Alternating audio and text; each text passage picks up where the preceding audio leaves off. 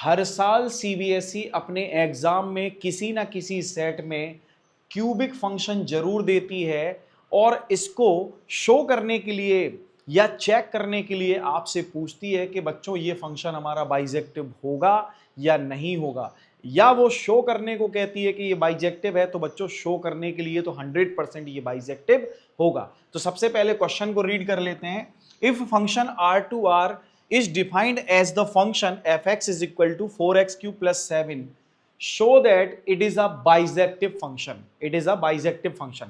बच्चों bijective function को prove करने के पहले, शो करने के पहले हम जान लेते हैं कि आखिर हमारा बाइजेक्टिव फंक्शन कौन सा होता है। ऐसा फंक्शन जो कि इंजेक्टिव यानी कि 1 1 और सर्जेक्टिव यानी कि ऑन टू दोनों प्रॉपर्टी को शो करता है, ऐसे सारे फंक्शंस को हम बाइजेक्टिव फंक्शन कहते हैं।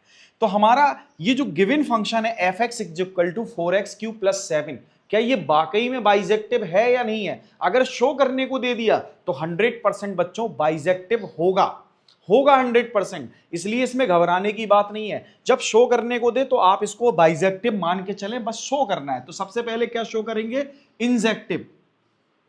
तो इंजेक्टिविटी चेक कर लेते हैं। इंजेक्टिविटी चेक कर लेते हैं बच्चों। जब हम इसको इंजेक्टिव फंक्शन शो करते हैं तो हम क्या करेंगे बच्चों? सबसे पहले fx1 is equal to fx2 को लेंगे, ठीक है।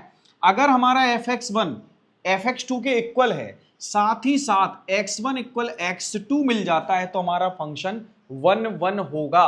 तो हमारा फंक्शन 1 1 होगा। तो क्या ये वाकई में हमारा fx1 इक्वल fx2 लेने पर x1 इक्वल x2 होगा या नहीं होगा? तो बच्चों ये जो दोनों के दोनों नंबर हैं x1 x2, ये हमारे डोमेन से बिलोंग करेंगे। अब डोमेन कौन? ये जो नंबर दिख रहा है आपको रियल नंबर, ये डोमेन है। और ये कौन है बच्चों? ये कोडोमेन है। सबसे पहले हम लिखेंगे let x1 and x2 belongs to real number, है ना बच्चों? ये बात समझ में आ गई होगी आपको।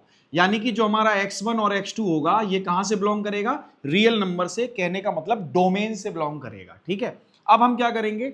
हम इसकी जो रेंज है, जो इसकी इमेज है, यानी कि fx1 यानी कि x1 रखने पर जो इमेज मिलेगी और x2 रखने पर फंक्शन की जो इमेज मिलेगी, दोनों के इक्वल करेंगे, ठीक है। ये दोनों इमेजेस कैसी हैं? इक्वल है। ये दोनों इमेजेस कैसी हैं? इक्वल है बच्चों, ठीक है। अब हम क्या करेंगे? हम शो करने की कोशिश करेंगे कि हमारा x1 इक्वल x2 मिल जाए।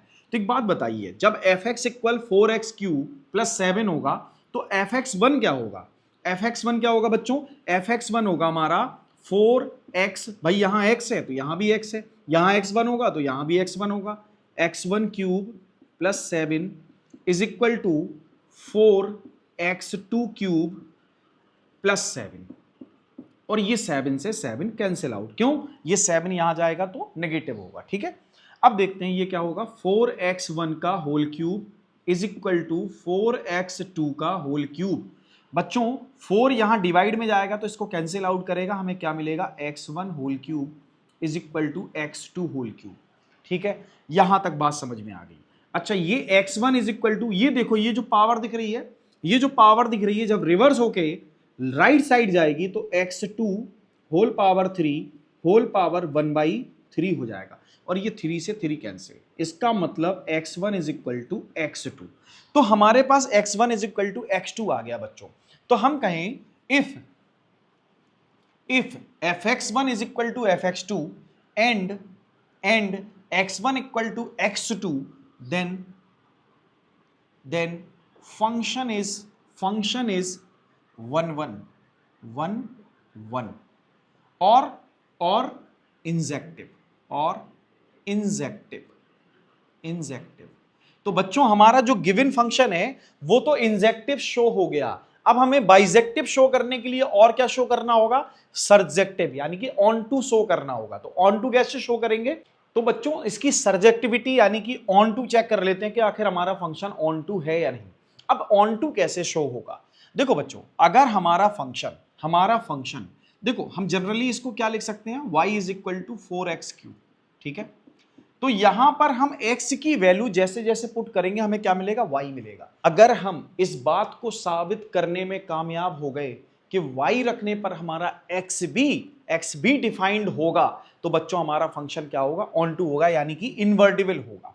तो सबसे पहले क्या करेंगे, क्या ये वाकई में x इक्वल वाई के फॉर्म में हमें ये फॉर्म मिल सकती है? तो देखते हैं, 4x³ plus 7 is equal to Y. ठीक है बच्चों, then 4x³ is equal to Y minus 7 and x³ is equal to Y minus 7 whole upon 4। क्या यहां से क्यूब रूट हटेगा, क्यूब हटेगा, तो यहां क्या आएगा, क्यूब रूट। सो x इक्वल क्या आएगा बच्चों, Y minus 7 upon 4 whole cube root. तो बच्चों देखो, क्यूब रूट के अंदर भले ही नेगेटिव या पॉजिटिव कोई भी नंबर मिले, बच्चों हमारा ये डिफाइंड फंक्शन होगा। सो x इज इक्वल टू क्या हो गया, x इज इक्वल टू हो गया y minus 7 upon 4 whole cube root. Okay बच्चों, ये बात समझ में आ गई होगी। जब हमारा फंक्शन x की बजाय y के फॉर्म में मिलना शुरू हो जाए, तो ऐसा फंक्शन क्या होता है, इन्वर्टिबल फंक्शन होता है, और सारे इन्वर्टिबल फंक्शन ऑन टू होते हैं। So given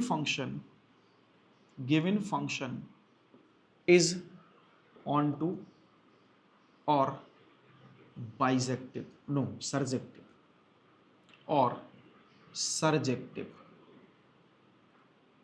Hence fx is equal to 4x³ plus 7 is a bisective function. तो बच्चों आशा है कि आपको सॉल्यूशन समझ में आया होगा। अगर बच्चों वीडियो पसंद आया तो वीडियो को लाइक करें, चैनल को सब्सक्राइब करें, बेल आइकन को दबाना बिल्कुल ना भूलें बच्चों, और वीडियो को जरूर अपने फ्रेंड्स को शेयर करें।